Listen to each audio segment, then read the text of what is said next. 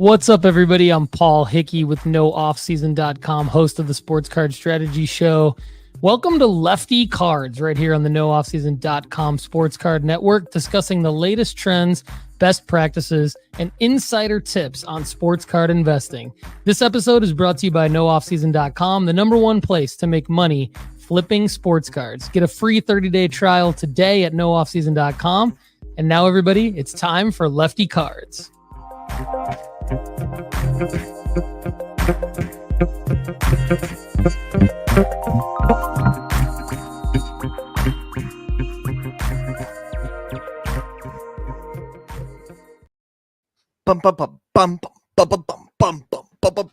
Turner, let's go, baby. Episode 11 of Lefty Cards, part of the NoOffSeason.com network, Sports Card Network. Check out LeftyCards.com for more content by my man Turner Schaus and me, Lefty McKee, part of the Lefty Card Show. We are having a special episode today because we are recording this at 9:07 p.m. on Saturday night because Turner and I have jobs and we can't make it on Monday night because the show must go on. So we're going to record now, and then I will play this video on Monday night at 7 o'clock, and you guys will be seeing it live, but I will have already recorded it on Saturday. We're going to do a really fun episode today where we're going to do something a little bit different. And because I got my man Turner here, we're not doing a regular InTurner episode, but what we are going to do is we're bringing in Turner to segue some of the segments in between what we're going to do. I've been seeing these things on Instagram over the last couple of days, and I was thinking, you know what, this would be good content for me to make from an investing standpoint on my channel. I'd like to give my perspective on some of these things, and so we are literally doing a live breakdown on this show today called Start, Sit, Cut.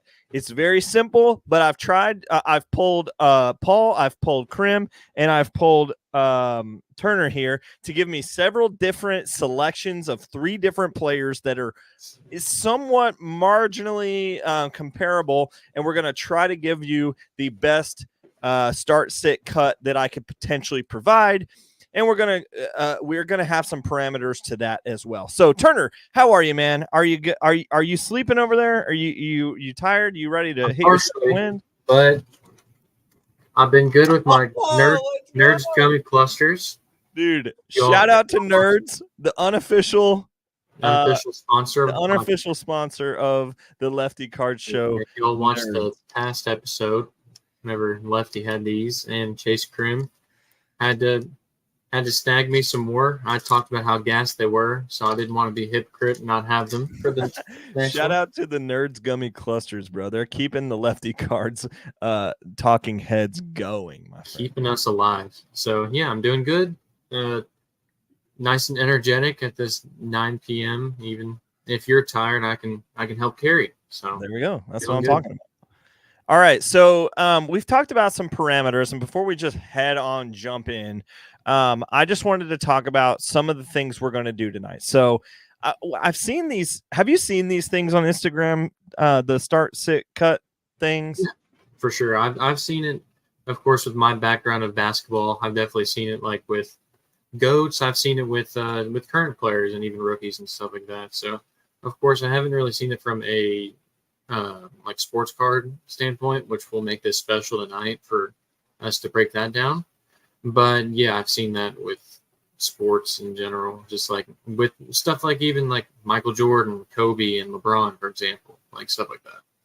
Yeah, here on the Sports Card Network, we've done things like the Gauntlet and things that are very similar to this in nature or like in the same sort of sentiment in what we're going to do here tonight.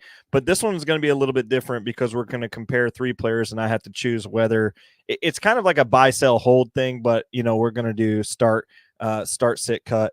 And I'm going to try to provide my best analysis on it, looking at a live chart. We're going to be looking at the charts together here. So I should, I've seen this guy do this at card shows where he goes around and he uses some data from his phone I don't know what app he's using, maybe like Alt or something like that. And he just throws up 3 progression, boxes, and he's asking the people at the tables, start, sit, cut of, these 3 players, bang, bang, bang. And the person has to be like, oh, okay, like I'm going to start them. I'm going to sit them. I'm going to cut them because I'm a Blue Jays fan and they're a Yankee or something, like something crazy like that. So I was like, you know what, this could be a fun episode for us to do on a Monday.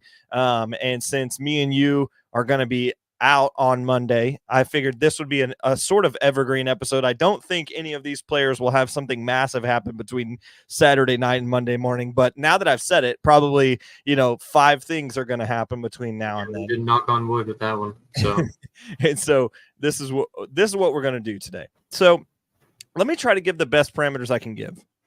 So start, bench, cut, just like the videos you see on Instagram, the semi-Leica gauntlet that we used to do in the past, but with a little bit of a different flavor. First, we must set the ground rules for said things. I'm trying to not go on emotional presence here.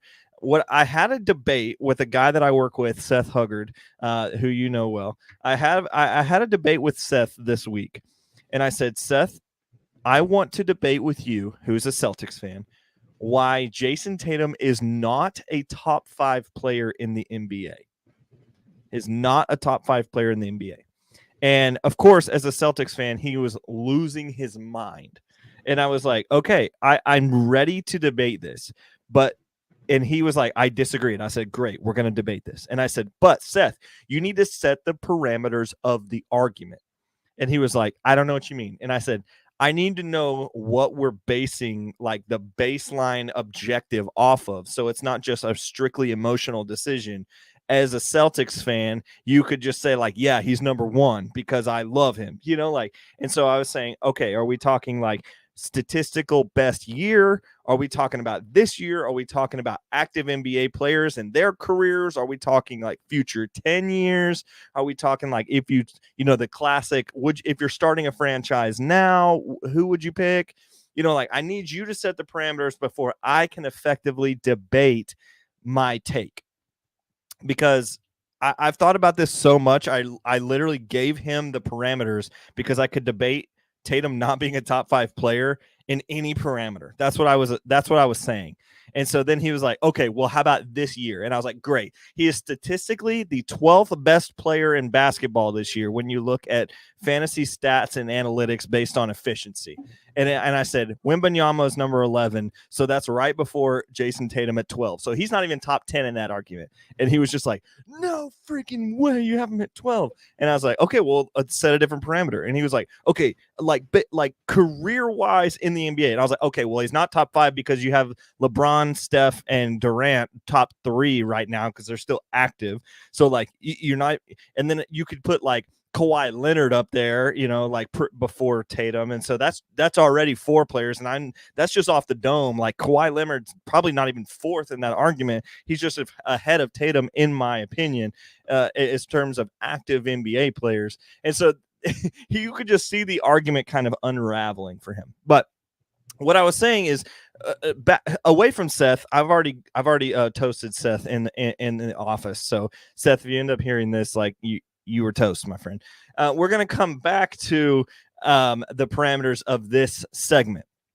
So the parameters that I want to set here, the ground rules for all these players, we will have a specified window of quote unquote selling. So this show is all about investing. And so when we talk about the start sit cut, I'm looking at it from a investment standpoint, and I'm going to choose the window of all these cards to being the next 3 months. So typically we do 6 to 12 months on our shows here. I'm going to say over the next 3 months, all these players. So that's going to be a little bit different than my normal take because it's June 8th right now. It'll be June 10th when this episode airs. And so that will be, June 8th to July 8th, October 8th. Wow. July 8th, August 8th, September 8th. So we're going to be selling all these cards no matter what by September 8th in this mock proposal. The cards that we've been looking at there are trying to get the most investable card in some sort of a range around the others. We shot for a potential $150 to $300 range to try to put all these cards in. But as we've pulled data from each card, it's actually kind of a little bit harder to get in that 150 to 300 range. So some of them are, but I think our actual range is between $50 and like there was a couple of cards that are near 1,000, but that'll make sense once it's together. We tried to keep all the athletes in the same general region before comparing starts. We'll also be using market movers for this, so feel free to follow along on the video versions of this. But if you're listening to this live on one of our podcasting formats, then I'll do my best to give you as much detail as I can to try to give past sale markers, future sale markers, where I think they were price-wise 90 days ago and where I think they will go in the next 90 days.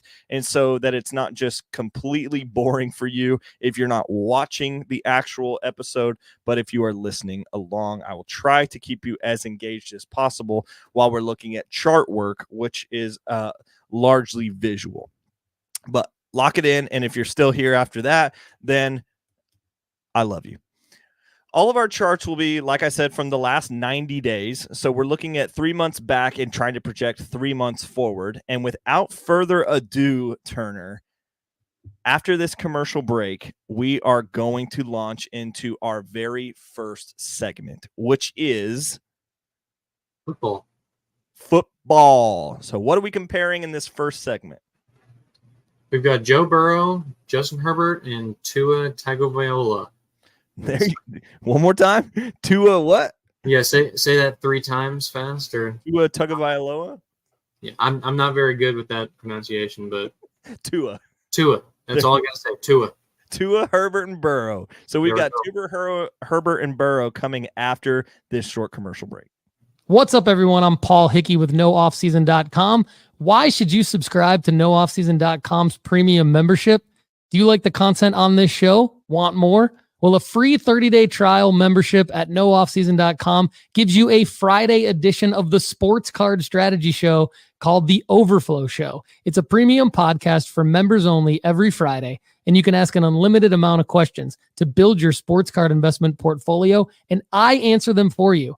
I put in the work, research, and do the analysis, give you the best possible answer so you can increase your chances of making money flipping sports cards. And if that's not enough reason to sign up for a free 30-day trial today, you get Sports Card School, tons of premium members-only articles, and our new formula-based sports card rankings to help you find the cards with the best ROI to make money in the hobby. Sign up today at NoOffSeason.com. Great job, Paul. And as I just want to give a shameless plug here to Paul and what we're doing at NoOffSeason.com. I believe this specific exercise would be very interesting running some of these cards through the formula. I guess I should have thought about that before the ad that we just watched. But what I was thinking is what we're doing today is very similar to how we can be interacting with the formula, comparing these guys, seeing what the projectables next 90 days is based on their previous 90 days, and how we can make some green flipping sports cards over the next 90 days. Okay, let's jump to our first start, sit, cut. We've got Joe Burrow and Tua Tagovailoa, Justin Herbert. All of these, we have chosen their Prism base PSA 10s. This one works out incredible in our favor because all 3 of these players had rookie cards in the same set. They all come from 2020 Prism, and you have card number 325, 339, and 307 as the 3 quarterbacks being compared here. I think it's a beautiful first start to what we're doing because by the time we get to the end, and I'll just give you a little snapshot, by the time we get to the end in the soccer, it's all over the place. We've got 3 players that we're trying to compare cards, and as you guys know with soccer cards, there's just it's Wild West out there. And so we're doing my best. But this one is very clear, and the chart work looks really good. Now, I also want to remind you guys, if you are watching live, these 3 charts are not designed to be this spaced out. This is just where these players are. So if you're looking at the chart, Joe Burrow is at the top of the chart, coming in currently at his last sale is $132 for a PSA 10 Prism base. So we've got the Joe Burrow rookie Prism base PSA 10, pop count 7,196. So that's quite significant of a pop count, coming in at $132. Comparatively, we're having Justin Herbert at $95 and a pop count of 5,797 cards. So essentially the same card. In this scenario, all of them are the same card. Pop counts are about 2,000 less per player. So we've got Joe Burrow 2,000 pop count less, Justin Herbert 2,000 pop count less, Tua Tagovailoa. So we come in at Joe Burrow comes in at $132 PSA 10. Justin Herbert comes in at $95 PSA 10, and then Tua comes in at $43 for a PSA 10 of their Prism base, which I know is maybe not the most investable card for what we're trying to do. We've talked about the RPAs out of 99 being, spectacular. Their shields are incredible. All these guys have, a million different autos, but we wanted to try to get a card that was comparable within an accurate range. So, Turner, is there anything that you particularly notice about this chart when you're looking at it that kind of strikes you right off the bat? With all three of these quarterbacks, there are some points whenever their trends kind of do the same thing.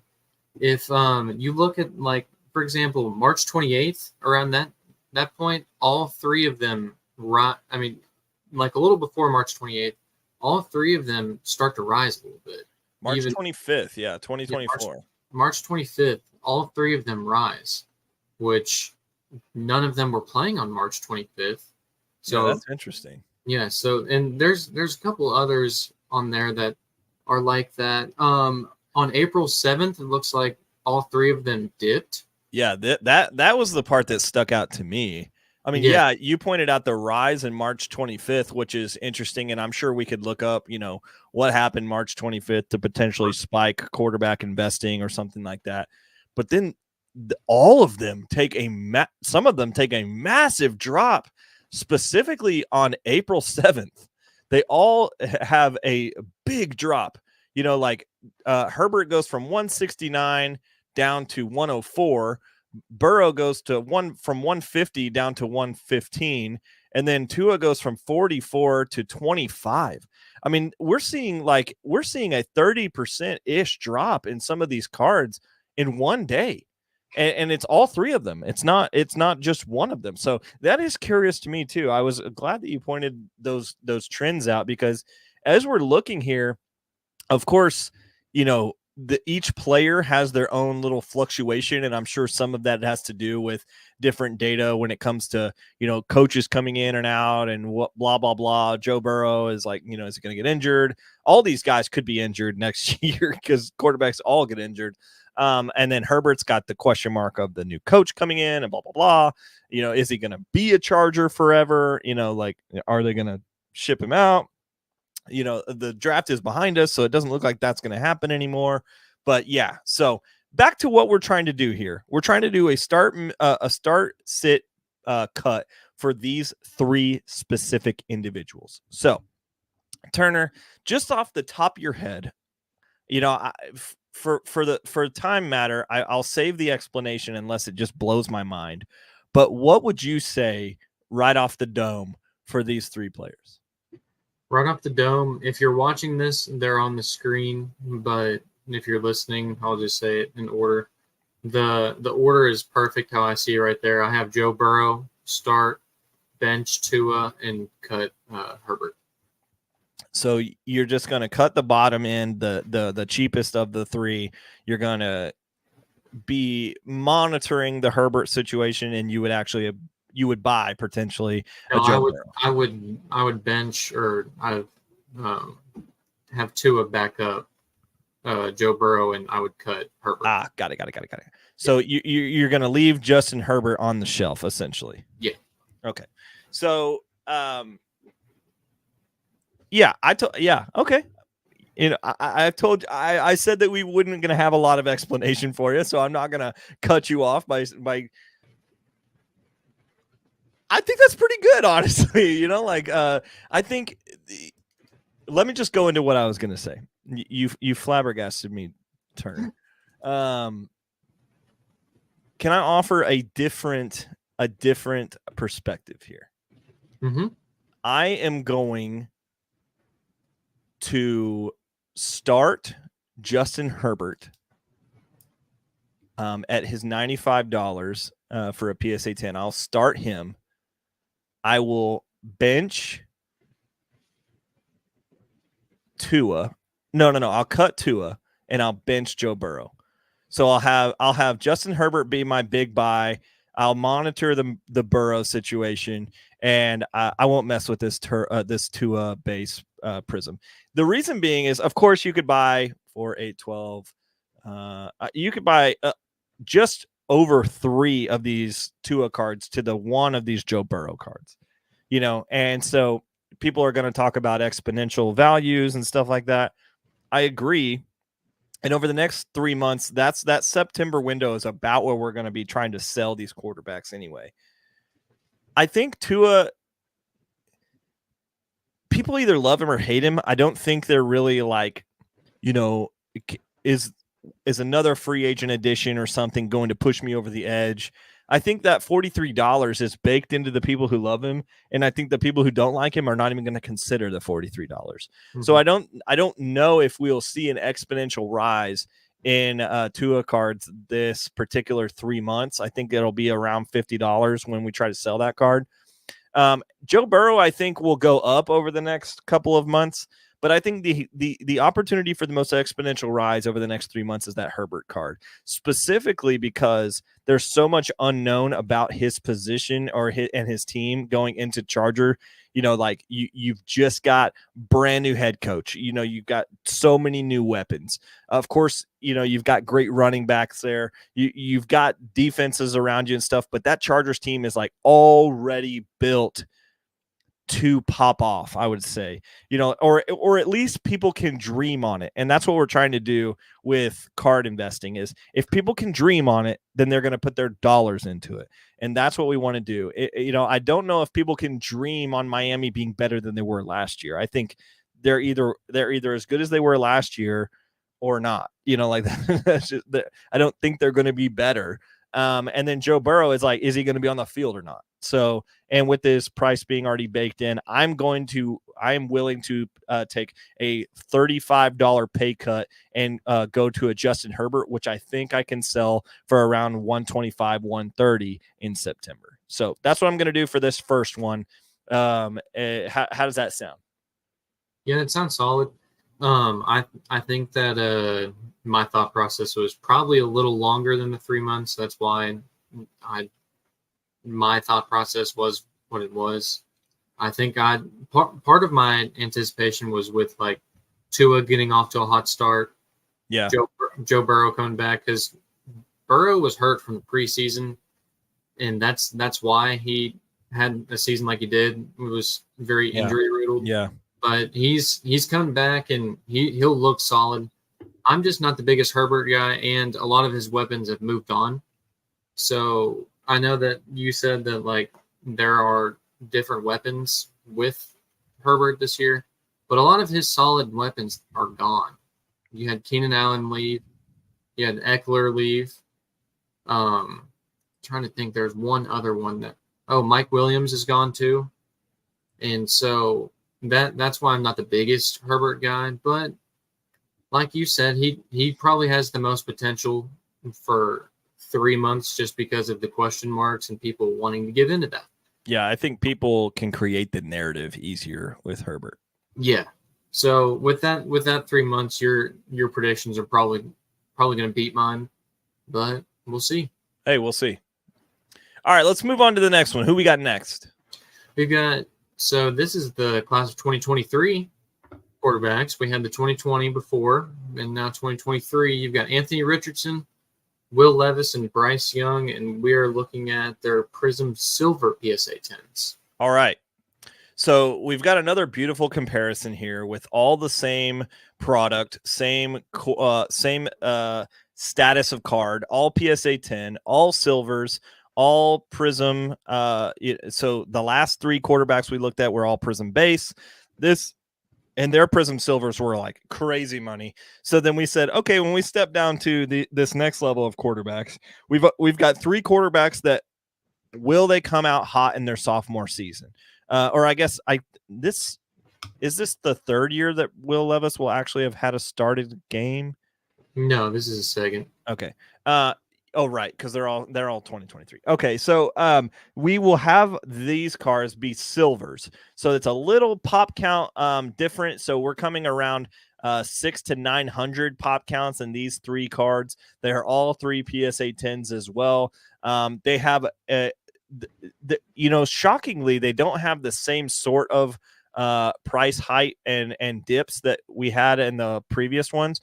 But they still did see a dip on April 7th, and they still did see a pump around the end of March as well. So I wonder, I wonder what that is. I think that's an interesting tidbit that we could hold on to. Something with the NFL draft around that point. Maybe, yeah. I mean, wasn't the draft? It might have been like a week or 2 before. Yeah, that's a week or 2 after. So Google what day the NFL draft was, because right now I'm only thinking NBA draft. Yeah, and with that too, like NFL free agency and anticipation about who's going where. I'll look up when was the 2024 NFL draft. Okay, so it was April 25th. So okay, so it was about a month previous to the. So it had to have been like whenever NFL free agency was like, yeah, maybe of it was going on. That would be my guess. Yeah. Anyway, that's an interesting thing for us to pay attention to in the future. But for those of you that aren't watching on this specific graph, we have 2 that are very similar. And of course, you probably know Bryce Young and Will Levis. Their prices are very similar. Their trend lines have followed quite the same pattern, except for, 90 days ago, Will Levis was about probably about $50 or $60 underneath Bryce Young's value. And now that has intertwined for the last month or 2. Every once in a while, Will Levis rises above Bryce Young's value, and every once in a while, Bryce Young takes that back. And they are both currently sitting at $220 and $217 previous last sale. So we're just going to go ahead and say that both of those cards are around $220. And then you have a significant $200 difference between their cards and Anthony Richardson. Why do you think that is? I think it's just because of his potential. Of course, all 3 of these quarterbacks have good arms, but there have been comparisons with Anthony Richardson compared to Lamar Jackson a little bit, just because he can move out of the pocket a little bit more than Levis and Bryce Young can. And honestly, like, There was a lot of hype with him in college, even if his Florida Gator team wasn't like the best, which that's for another topic because me being a Kentucky Wildcat fan and seeing Levis beat Anthony Richardson is kind of a bias. But and you're a Titans fan. And I'm a Titans You're fan. You're just not allowed to have an opinion here in my perspective. Exactly. For the Titans against the Colts and Will Levis against Anthony Richardson, it's just set up for failure. No, but go ahead and give me your 3. So I've got Will Levis at number 1, I've got Anthony Richardson at number 2, and I've got Bryce Young at number 3. So start Will Levis, bench Anthony Richardson, and cut Bryce Young. They all have good potential. I'd invest in all 3 of them, to be honest with you. That's just me, but yeah, I definitely cut. That's who I've got. I've definitely flirted with buying all 3 of these guys' cards over the last couple of months. I tried to buy a complete guys table at the Lexington show that had a bunch of Anthony Richardson, a bunch of Will Levis, and some Bryce Young on it, amongst some other players as well. So these are all guys that I'm interested in. But I will say the $200 difference between Bryce and Will and Anthony Richardson is a cause of concern, or well, maybe not concern, but a cause for extra extra attention, I think, because it's like, okay, of course, you're not really comparing apples to apples here. So we're talking about profit margin in 90 days. And so what we haven't necessarily done was consider the amount of money invested. And that's really not what we're trying to do today. We're trying to say how much is there going to be better return on one of these guys in 90 days than there will the other two. And I think they'll all have good returns. Like you said, I think I'm going to cut Will Levis. I just don't really believe in his long-term quarterback value. I know that probably breaks your heart. But of course, I'm not a Kentucky fan, so I'm not a homer. Everybody just oozed over him over here in Lexington while he was a Kentucky Wildcat. And now that he is in Tennessee, you still have people oozing over him because, or I guess what's the modern term? Glaze. Oh, yeah. And so Will Levis is just is somebody that people are just going crazy about, when I don't think he really has the team around him to be good, unfortunately. So I know that's probably a take, especially with you being a Titans fan. That is a hot take, but I would rather have the pedigree of Bryce Young, I think. But I also would rather have the upside of Anthony Richardson. So I just don't see the pedigree or the upside that both of these other two guys have with Will Levis. And what I'm trying to think of is how will the marketing of these three players be played out over the next 3 months? Will the Panthers be marketed? I think so, because I think Bryce they will market, this guy's an Alabama quarterback. This guy was incredible. He's #1 pick, blah, blah, blah. They'll be like, this guy still has it in him. He just didn't have support around him, blah, blah, blah. Similar to what we saw the second year after Urban left Jacksonville, and we saw Trevor Lawrence's spike again, even though he didn't have a good season in year one, because everybody was like, okay, new narrative, starting over fresh. He's got some minutes under his belt. Let's believe in this guy again. I think that could happen again with Bryce Young. And then, of course, Anthony Richardson athleticism is off the charts. Of course, he's the guy that people can dream on. But he also, for me, has the RG3 effect of like, this guy doesn't know how to protect himself. And we've already seen that. We've already seen how he went out and tried to be Superman like Cam Newton. And look what happened. Now, this guy's big like that, too. He is. And, maybe he can, maybe he can be a little Lamar Jackson-y at times. But, RG3 also could have been Lamar Jackson-y, and he just got demolished because he didn't know how to protect himself, right?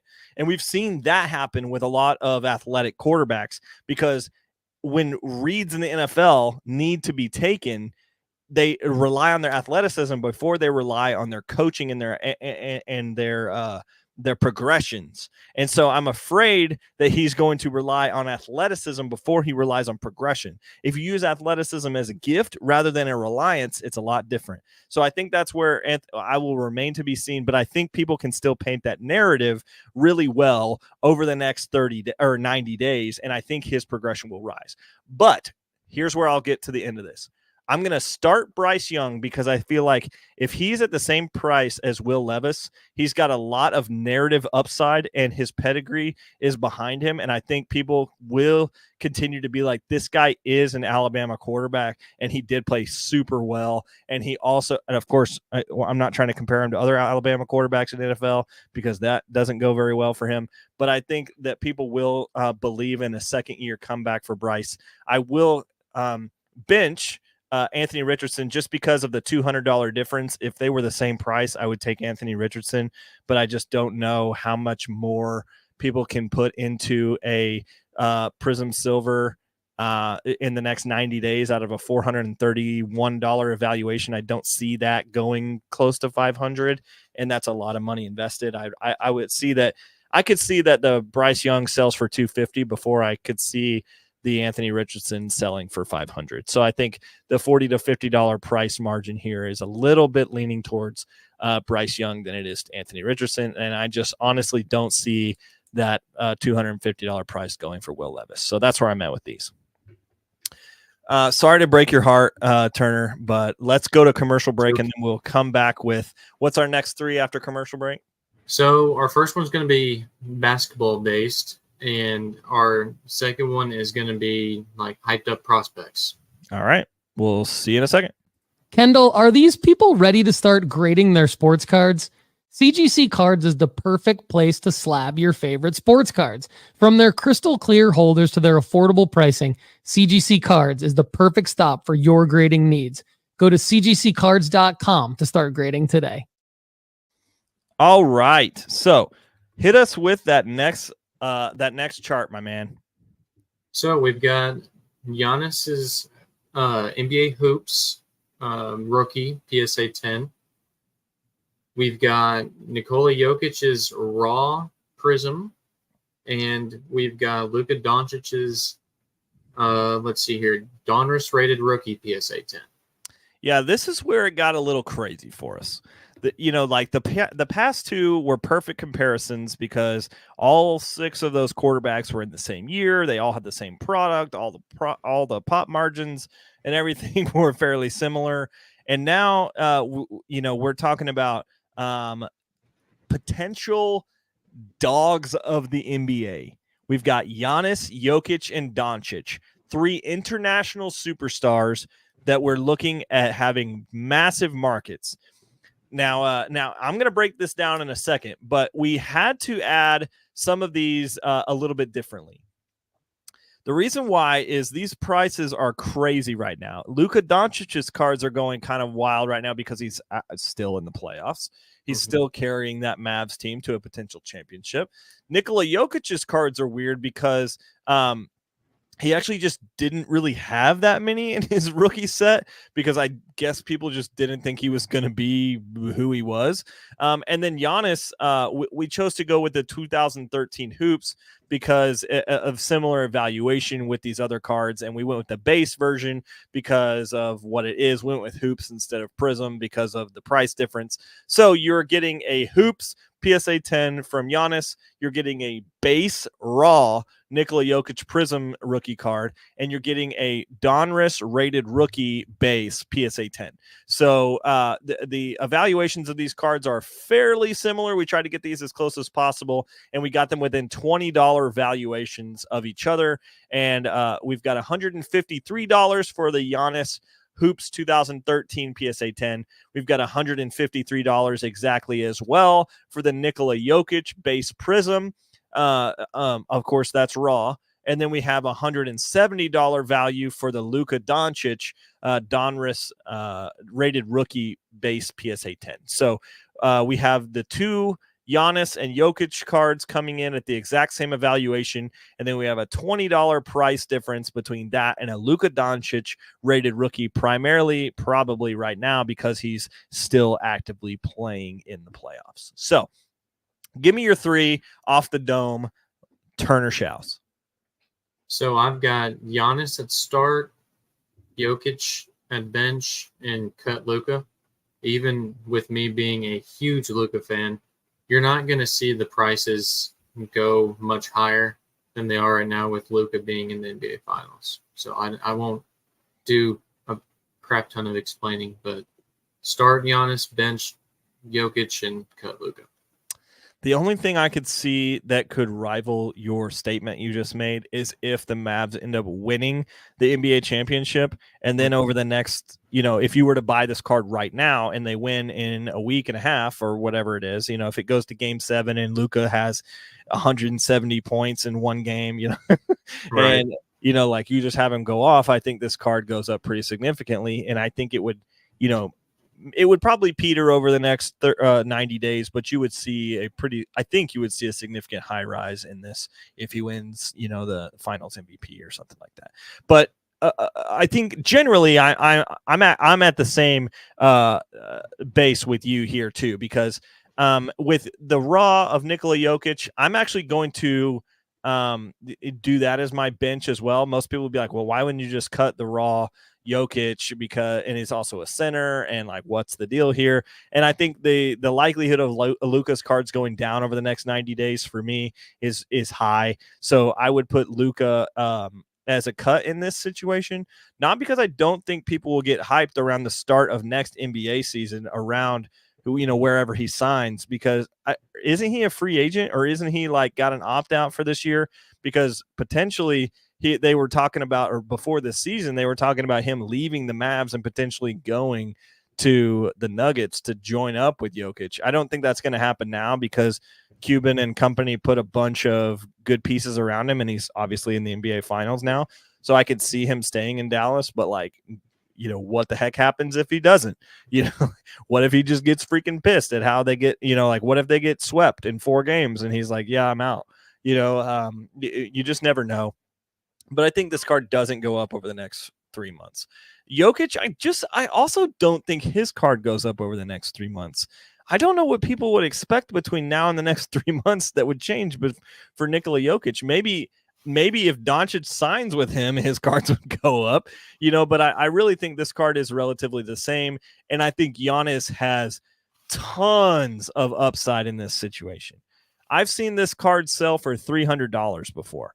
And so for it to be at 153, I actually have one of these cards right now. I have a PSA 10 hoops base Giannis actually in my card box. So I would love for this card to be out of my hands in 3 months. If it goes back up to around the $250 range, I would get rid of that card. So I'm going to start Giannis because of his situation ending the last NBA season. I just don't see how his value doesn't go back up at the start of next season, because people will believe in this guy again. He's easy to believe in, especially he's still paired with Lillard. And they're probably going to do some stuff in free agency this summer. So now in terms of the chart work, this is the first graph that has all 3 of the cards have actually at one point in this graph, all 3 of these cards have been the most expensive card, which is interesting because Luka's value around the 1st of June rose to above the other two's value because of his NBA Finals status.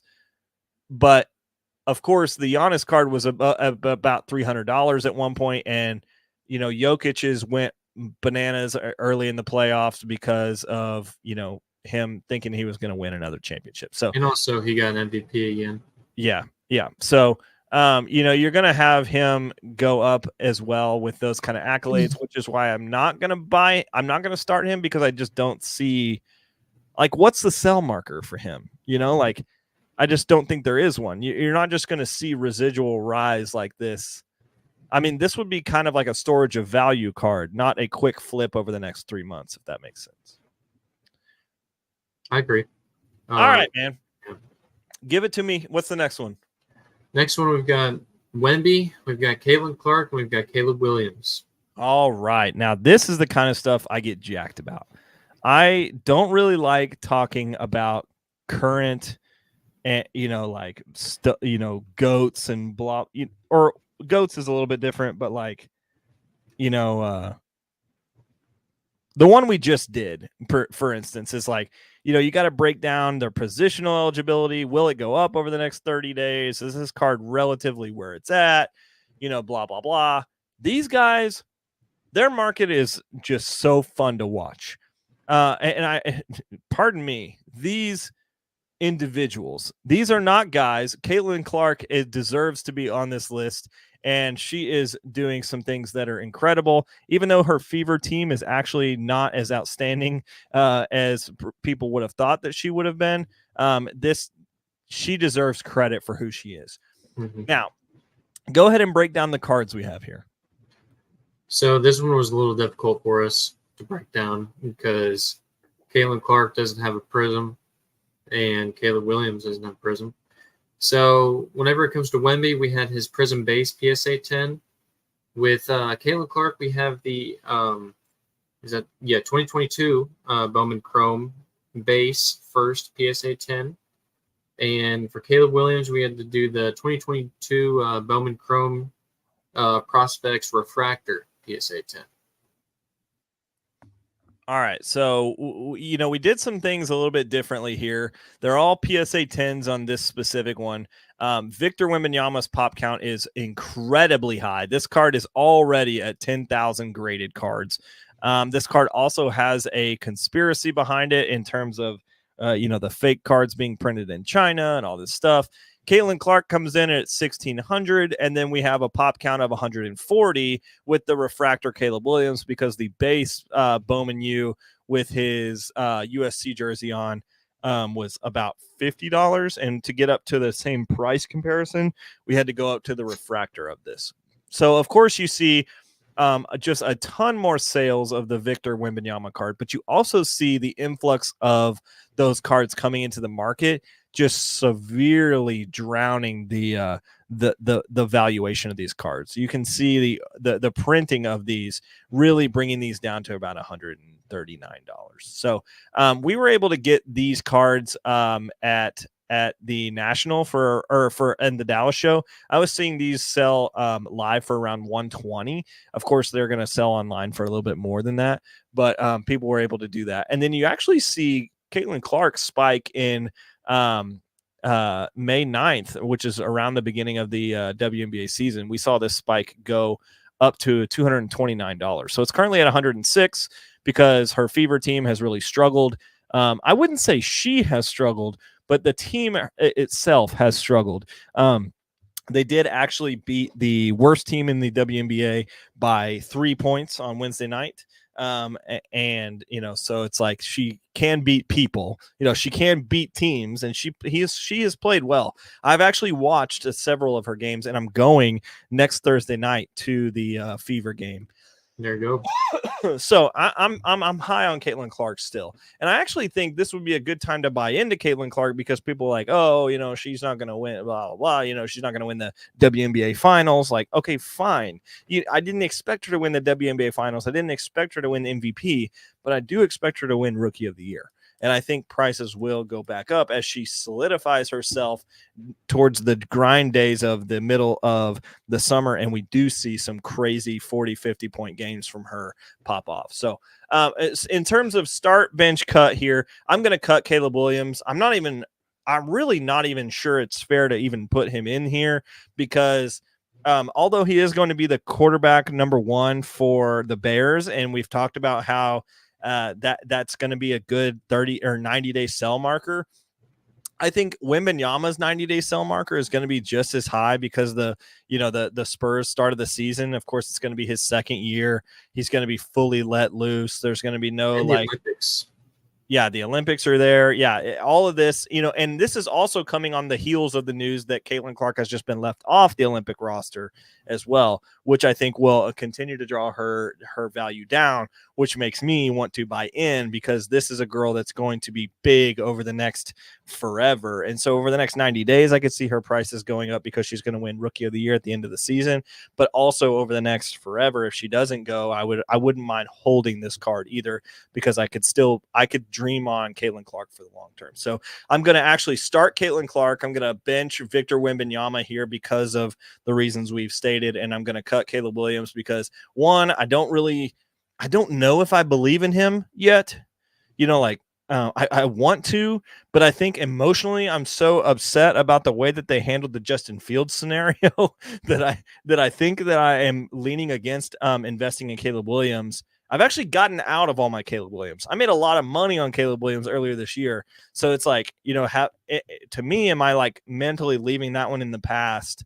Am I moving on to the next? Or, I think I'm just going to cut Caleb Williams here because of the card, the pop count, what's going on. I think his prices could go higher than these other two in the next 90 days, but I'm just not willing to risk it. I'm going to, on this particular situation, I think in the next 90 days, I think Caitlin Clark's valuation goes higher on these 3 cards, because I will continue to see this Prism base Victor Wembanyama's pop count climb. I could say this by the end of the summer, this could be probably 12 to 15,000 graded, I would assume. So, that card's going to continue to reach probably around $100 floor. I could see Victor Wembanyama's card here coming down to about $100, which actually I've changed my mind, Turner. I've changed my mind.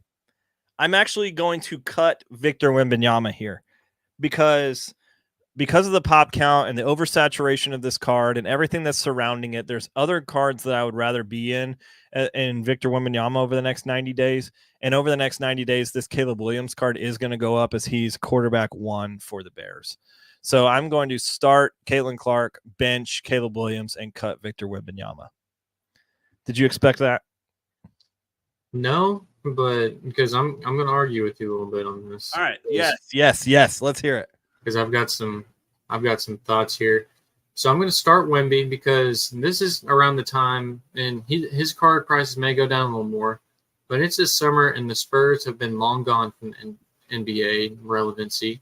Okay. Because the Spurs did not make the playoffs. They were awful. But Wemby put up great stats. He won unanimous Rookie of the Year. So that's whenever his prices were somewhat relevant. But his prices are down because he's not been talked about like a bunch in the media in a couple months now. Whenever his name gets back up in the media even from the summer, whenever he plays for France, to even in the preseason with the NBA, I think his card prices go back up because people are like, hey, I about forgot about him. So, and then the bench for me is going to be Caleb Williams, which I know that's a bold one, but September is around the quarterback hype for preseason with football, and Caleb Williams is going to be QB1 for the Bears. And I know that me and you aren't the biggest fans of him, just starting for the Bears in general, just because. But that's another topic for another day. Yeah. But yeah, Caleb Williams benched because of the quarterback hype. I can still see his card price going up. And then Caitlin Clark is going to be my cut. And she's going to be my cut because even if she's putting up some decent stats, people thought she was going to come into the WNBA and average 30 right away. Yeah. She's gained a lot of haters, even though that she really hasn't talked to the media in general. It's always like, oh, they only talk about Caitlin Clark whenever other people have brought the WNBA, even though she has brought viewers to the WNBA. Yeah. She has brought a lot, but I just looked it up. She's shooting 37% from the field while averaging 17 points per game, which isn't bad for a rookie, but I remember looking at the rankings, and ESPN ranked her like the 6th best rookie in the most recent one. So she's gained a lot of doubt over this WNBA season. They're putting 5 other rookies in front of her? Yeah. Wow. Yeah. So with a lot of doubters, that's why I have Clark as my cut. Fair. I think it'll remain to be seen what it looks like for the Fever team over the next couple of weeks. They are definitely people are loving to beat down on them because of people are showing up to watch Caitlin Clark no matter what. Right. Like Angel Angel was talking about how people come to watch her games too. And then somebody did the side-by-side comparison of the number of attendance, and it was like 10,000 more per game are watching and coming to Caitlin Clark's games. She likes to talk. Yeah. And so I kind of, I'm a Caitlin Clark lifer. I think that's and not that I'm against Angel either. I like her game too. I think it's cool that she's doing so many things outside of basketball too. I think her market really could be a really good investment market as well because of what she'll be over the next. With her being in the media, she'll continue to be in the media. Let's just put it that way. And so. So let's go ahead. We're running a little long here. We're already at the hour mark. So I'm actually going to run the second commercial. And then if you will take a look at the show notes, I've cut one of the things out, and then we'll just move forward from there. All right. Sounds cool. Good. We'll be right back. Yo, Lefty, we use a lot of data, don't we? Well, I just want everyone to know that they can get the same data we get by signing up at marketmoversapp.com. Sign up at marketmoversapp.com today, but use the promo code NOOFFSEASON to save 20% after a free 14-day trial. That's marketmoversapp.com, promo code NOOFFSEASON. All right, very nice. Whoops, what is going on here? Okay. So this next one we have is we're going to kind of have to go a little bit faster out of these ones because this one's going to be more in my wheelhouse. We are going to Jackson Holiday, Junior Caminero, and James Wood, all of them being base chrome autos. So all Bowman Chrome autos base of each of these players raw, and they are all coming in at a fantastic valuation of around $10, around the same perspective of where they're at. This one is not even close for me. This is a bona fide, and we talked a little bit about this before we got on the show, so I know you're in agreement with me, so I'm not actually going to pass you the ball on this one. But this one is the easiest of the three because, in my perspective, three of these players are incredible. Two of them have seen prices come down, which thinks, yes, okay, buying opportunity, but one of them has an extremely large sell marker likely within the next 90 days. And that is James Wood will be called up to the American to the American League East. No, excuse me, National League East Washington Nationals over the next 90 days. It would shock me if he's not up in the major league in the next 90 days. And with his prices being only $7 difference between a Junior Caminero and a Jackson Holiday, then I would say that over the next 90 days, we will see James Wood's price value go up than we would see more than we'll see the other two. I am going to start James Wood. I'm going to bench Jackson Holiday because I think because of his slow start to the MLB, this guy still is a pedigree-worthy player, and I think that it, in fact, would be probably a good opportunity to buy into Jackson Holiday. And it's unfair to say that Junior Caminero is getting cut in this scenario because, like, Junior Caminero is still a good investment. He's still a good player. He's still going to be on a good team. At $250, his prices over the last 90 days have stayed fairly within a $250 window. The lowest they have been over the last 90 days has been 166, I think. Oh, no, excuse me, 144. But so they've stayed within $100 window. They spiked all the way up to 250 after the last sale. Before that was 179. So there is some discrepancy. You probably can get into Junior Caminero cheaper than you can get into these other two guys. But I'm just saying, out of these three guys over the next 90 days, I think that Junior Caminero, or I think Jackson Holiday could potentially be back on the Orioles in the next 90 days. We could see him return to the major leagues and maybe put a little bit better of a position together and spike his value back up. And that card was going for crazy money earlier this year. I mean, that card was going for $650. I sold two of mine for $500 and for $600. So I'm glad that I sold mine when I did, because at $250 value right now, I could buy back in.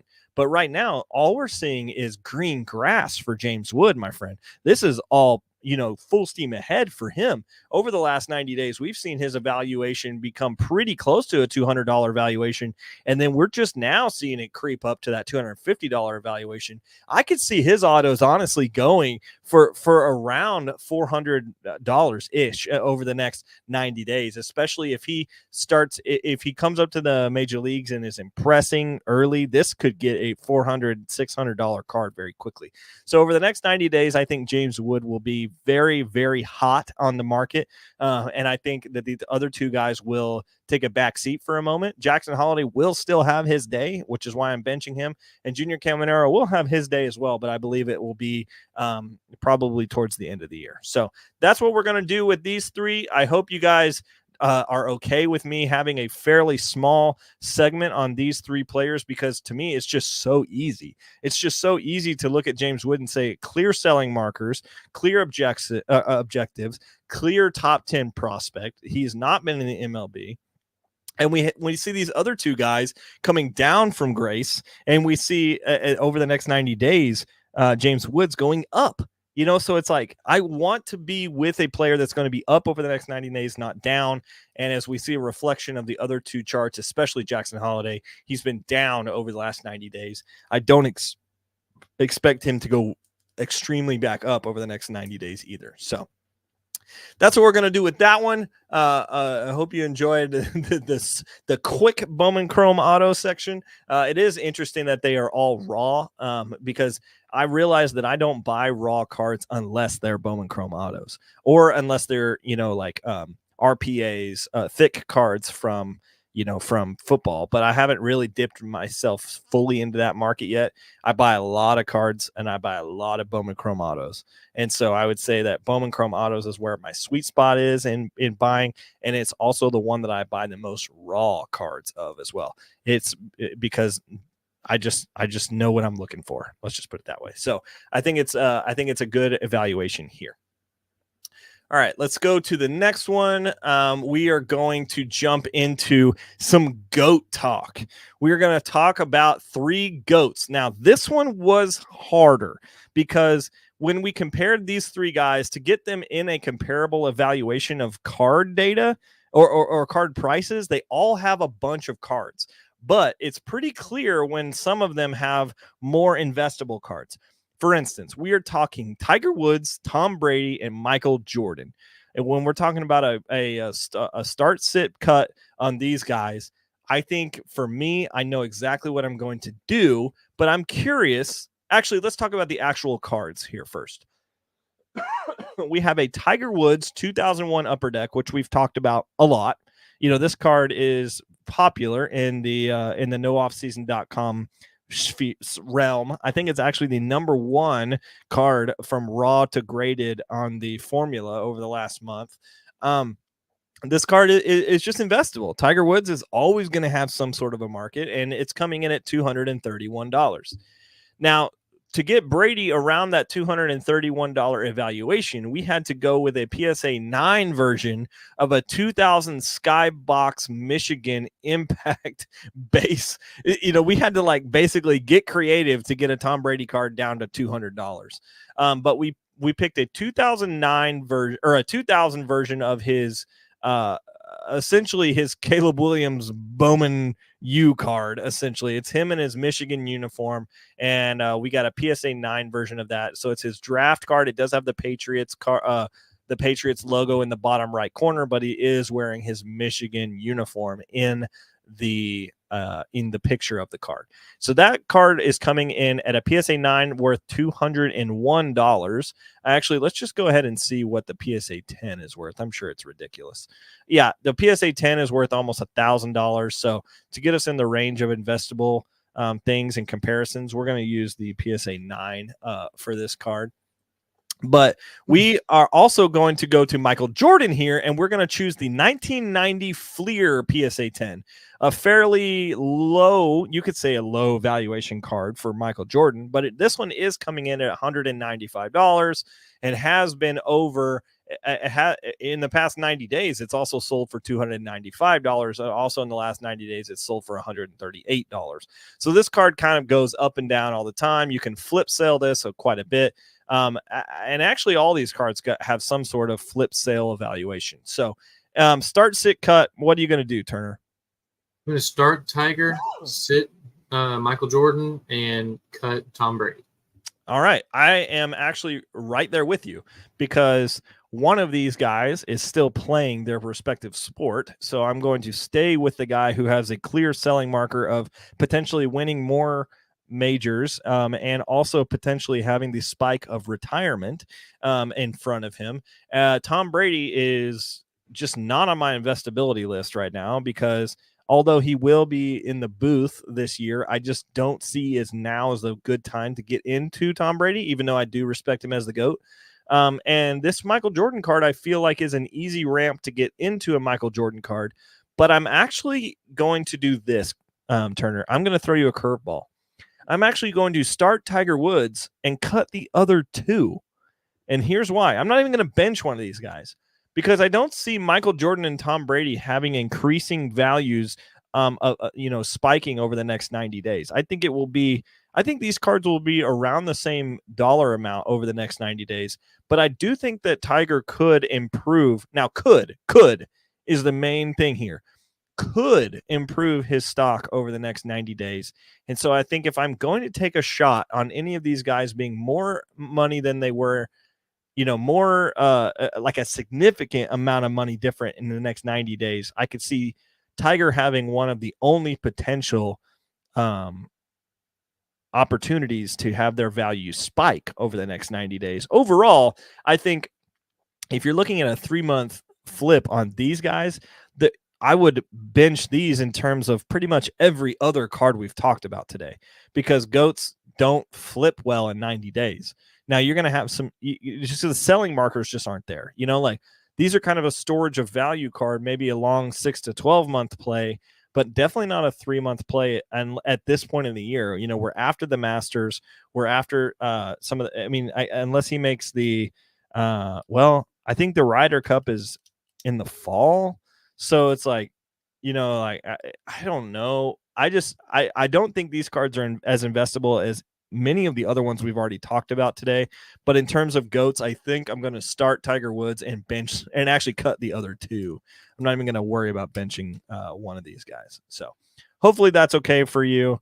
And we're actually going to go back to a commercial really quickly and finish out with some soccer and then get out of here for today. So anything you want to say here? I totally agree with you on that. I think that the other two cards are like, those athletes are like very liquid and like you can move them and stuff, but they don't have a lot of potential to like rise. Yeah. Basically like a roller coaster like Tiger, because like you said, Tiger's active and Tiger's going to retire at some point, and the other two have been retired. So there you go. Yeah, liquidity is a good thing to think about in these cards. You're not going to have to worry about potentially having to hold them for a long time. Say Junior Caminero gets hurt, or Jackson Holiday still struggles in the minor leagues. You're going to be holding that card, just praying that it goes back up. Now, these cards, there's essentially a lot lower probability of these cards going increasingly down. You're going to have like the same storage of value. So if you're looking at for good liquidity cards, like this will be a great card for you to find to put on a table at a card show for sure. But you're definitely not going to be making a bunch of percentage margin return on these. So, all right, let's jump to commercial break for our last commercial of the night, and then we'll come back with soccer. Lefty, we say that breaking is not necessarily a sports card strategy, but there's a lot of great things going on Whatnot other than breaking. They now have singles auctions and an improved overall experience on their platform. I want everyone to know that they can get $15 free on Whatnot by joining Whatnot through this URL. Go to whatnot.sportscardstrategy.com. That's whatnot.sportscardstrategy.com. Lefty, back to you. Thanks, Paul. Back to me.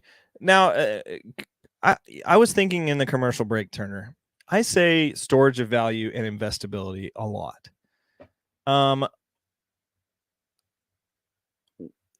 In your best way of potentially trying to explain that to somebody, how would you explain the difference? You said storage of value? Yeah, if a card is a storage of value versus one of them has investability over the next 90 days, does that make sense, or do I need to further explain that? So from when I can grasp with it, storage of value, basically like how much you can hold it, and it doesn't. There's more potential with investability, with of course with the word invest being in there. There's more potential for profit compared to storage of value being just like a card that is not really going to help you, but it's not really going to hurt you over time. And if those are bad explanations, then you can correct me. Yeah, that's not terrible, honestly. The general premise is correct. I think the way I think about it is, if you're comparing these assets to other investable assets that are more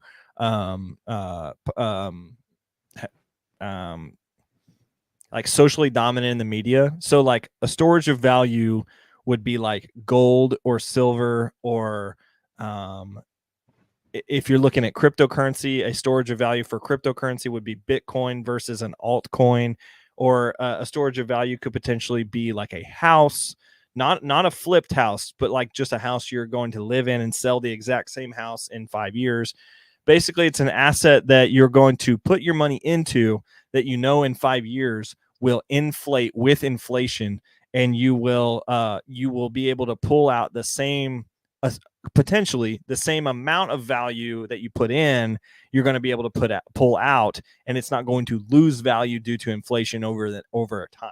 So you're going to see a marginal rise and potentially marginal dips, but you're going to have the same essential amount of money in an asset in 5 to 10 years outside of inflation, which would be a storage of value sort of investment. And so, like, when you're thinking about a GOAT card or something, that is what I'm thinking of, storage of value. Like, okay, I have $5,000. $5,000 in 10 years is not going to be worth $5,000.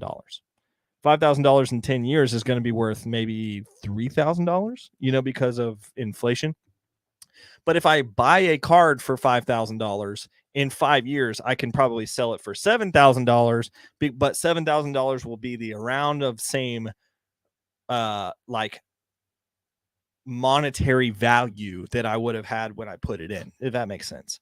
Mm-hmm. So that's what I'm talking about, storage of value. And in terms of investability, I'm talking like same amount of money going, or like just the narrative or the play style or something being, you're waiting on some sort of sell marker to elevate your potential return when you're bringing the money out.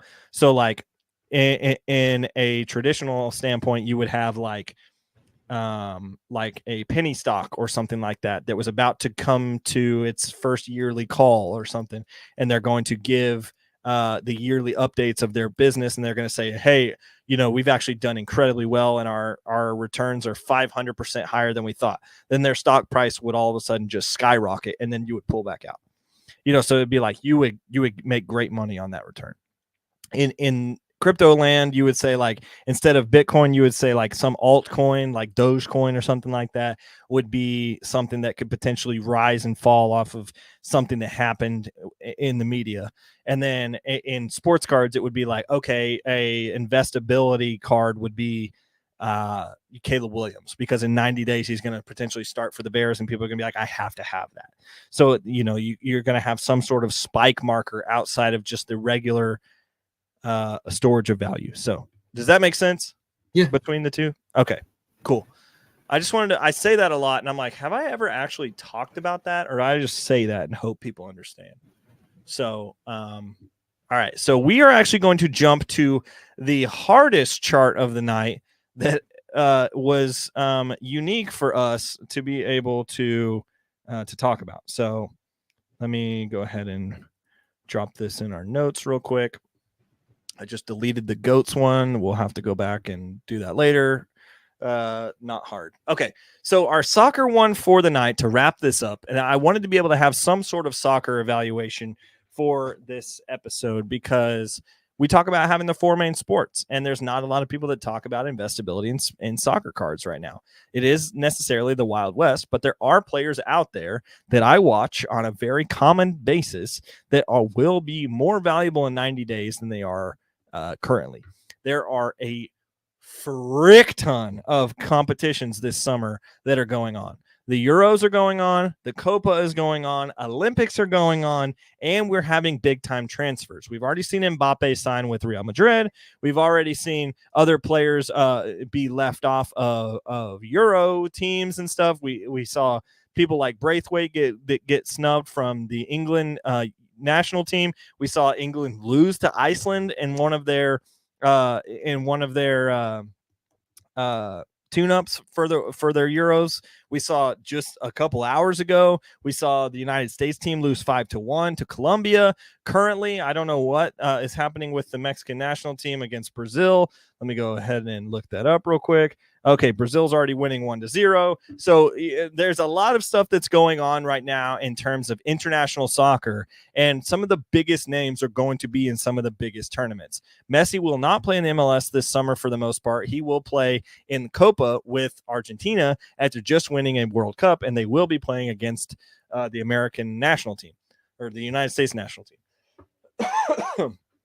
But the players that we're going to talk about in the specific section are all European players, and they are all guys that are on their team, and they are all like what's quote unquote the next level of guys that are coming into the sport. So I'm going to bring the chart up here. We are talking about Lamine Yamal, which I'm sure I just butchered that, but he plays for Barcelona. He is actually 16 years old, Turner. He is a starter for Barcelona, and he is 16 years old. This guy has more than one card out there, and he's 16 years old. Can I say it again? Good grief. Please. This guy's 16 years old, Turner.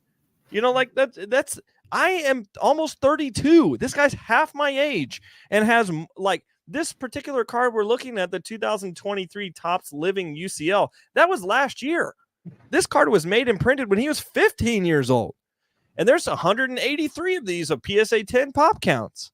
So that's incredible. Anyway, so this guy, I get a lot of questions about this guy, actually. So I'm glad that I'm able to put him in this top three. We're also going to talk about Florian Wirtz, or Wirtz, as you asked me earlier. Florian Wirtz is also a 2025 potential target for Real Madrid as they're building their Thanos super team.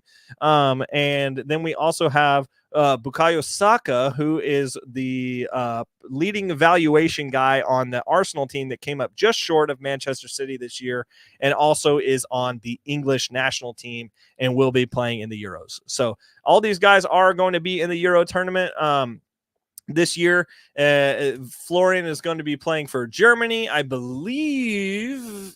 Oh, man, as soon as I say that, I'm not 100% confident what if Yamal is actually going to be playing in the Euros. Let's see. I don't see him not making the Euros, so maybe he did.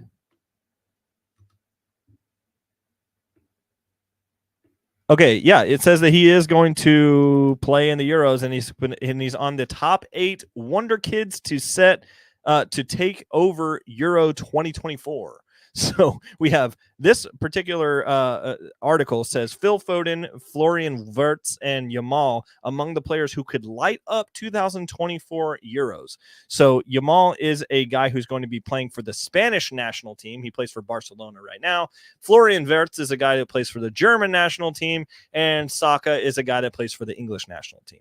Now, these evaluations are between $85 and $57, primarily because we could not find evaluations for all these cards being in the same realm. We have Florian and Saka specifically have incredibly high dollar amount cards. So I had to include a card that I would never actually invest in for Saka in this chart and in this argument, because to get it down to the evaluation of Florian and Yamal, which is where I'm going to potentially start. I am going to start Florian Wirtz because I think he has some of the biggest upside over the next 3 months, and also has some of the biggest upside over the next year if he does not get sold in the next 90 days, or like if this card does not rise in the next 90 days. I have the insurance policy that he is going to be a highly valuable transfer target in the next year. Saka, I'm going to bench because he is still going to score goals for this England national team, and I'm actually going to cut Yamal. Not because he's 16, but because of his positional eligibility. So this card right here, it shows him as a forward. He hasn't always logged in as a forward on his team. So if we look at transfermarket.com and we go to Yamal, which is what I have told you guys is my favorite source for finding soccer information, we go to Barcelona, and he is a right winger, and he has 37 appearances in La Liga this year, and he has 5 goals. But he's only in the starting 11 50% of the time, and I would bet that his percentage of time that he gets into a Spanish national team is going to be lower than that. He's probably going to come on as a sub or a super sub unless something happens early in Euros and he's just tearing it up. So I would imagine that he is not going to rise over the next 90 days, but he totally could. He totally could take me by storm and make me eat crow here. But as a 16-year-old, I have seen it before where we invest in a 16-year-old too early, and then he actually has the evaluation drop between 7 and 20, and then his evaluation goes back up after his 20th birthday when everybody's like, oh, frick, this guy actually is good, but it just took him a while to kind of get there. We saw that with Mbappe. We saw that with a bunch of Ansu Fati. We saw that with, well, Fati really hasn't even returned in general. We saw that with Sancho, Jadon Sancho or Sancho. We've seen that with who are some other guys? We've seen that with Pedri. Pedri really hasn't come back up either yet. So we've just seen some guys come on to the scene really young and then not really be the hype that they thought. So I'm a little bit worried that Yamal is gonna be not the guy at 18 years old that he is at 16-year-old, and he's going to have a little bit of a learning curve, and there's going to be a little bit of prospect fatigue. So I'm not going to take him. I'm going to cut him. I'm going to start Florian Wirtz because I think that his Sapphire PSA 10 at $74 is too cheap. That card should easily be around $125. And then Saka, this particular card I don't like, but I am going to say that I think Saka's value goes up over the next 90 days, as I think England has a pretty good chance of winning the Euros. How was that, Turno? Beautiful breakdown. Of course, I don't really know a whole lot about soccer, so I'm just like, I'm open ears whenever I'm just listening to everything. I'm just taking in all the info with this. I did look up, and Yamal, of course, is going to break the record for the age, like youngest age for playing in the Euros, which that's definitely something to take in. And of course, the website that you talked about too is one that people need to pay attention to. Potential with people. Yeah, that transfer market website is just the best place to find soccer data. It's where I found a lot of evaluation data. They're really good about putting transfer market value on there, which I think is really important also for sports card values. They just have a lot of good resources on there. So. All right, brother, it's 1 hour and 20 minutes in. We have crushed the first segment of Start, Sit, Cut. I like this. I think we will come back to this. If people liked it, drop it in the comments. Comment on YouTube whether you liked it or guys that you would like me to start, sit, cut in the future. I think it'd be funny to do some guys that you would be like, oh, you would think you would cut all 3 of these, but I want you to start and bench 2 of them, so maybe we do something like position players in the NFL or something like that, or maybe guys that have fallen from grace and now we have to buy one of them, I think it would be funny to potentially do a little bit of a fun version of Start, Sit, Cut in the future.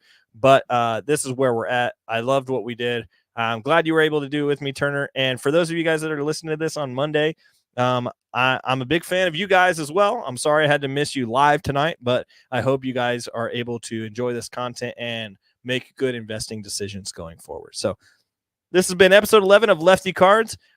I'm going to see you later, and we're going to go out feeding some ducks. See you later, Turner. Peace. Lefty, great work on today's show. Thanks for supporting Lefty Cards, part of the NoOffSeason.com Sports Card Network. Get a free 30-day trial today at NoOffSeason.com to check out our formula-based sports card rankings to help you make money flipping sports cards. Subscribe to Lefty Cards on YouTube and follow us on socials by visiting LeftyCards.com.